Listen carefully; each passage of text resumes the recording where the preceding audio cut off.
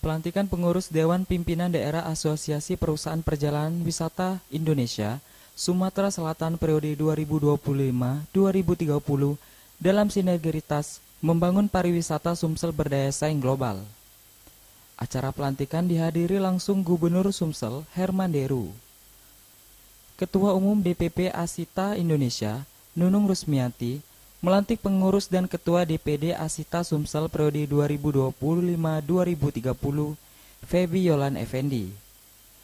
Tercatat sebanyak 110 biro perjalanan wisata yang tergabung dalam DPD Asita Sumsel. Gubernur Sumsel Herman Deru berharap bahwa Sumsel harus kreatif dalam membangun destinasi-destinasi baru, terutama untuk wisata sehat.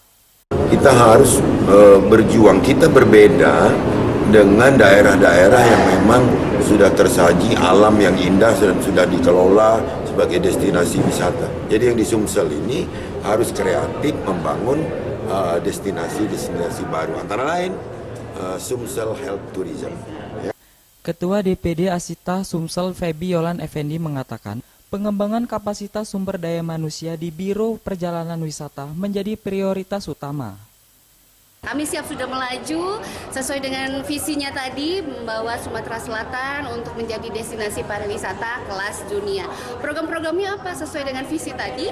Antara lain bagaimana misi kami mengembangkan SDM-nya terlebih dahulu. SDM pelaku pariwisata di Biro Perjalanan Wisata untuk bisa mengembangkan kapasitasnya, upgrade skill-nya untuk bisa dapat berdaya saing global. Lalu menambah jejaring internasional yang pastinya untuk membuka wahana baru.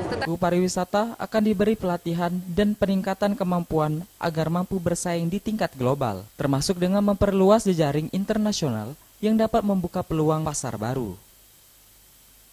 Wiji Imelda, Sriwijaya TV.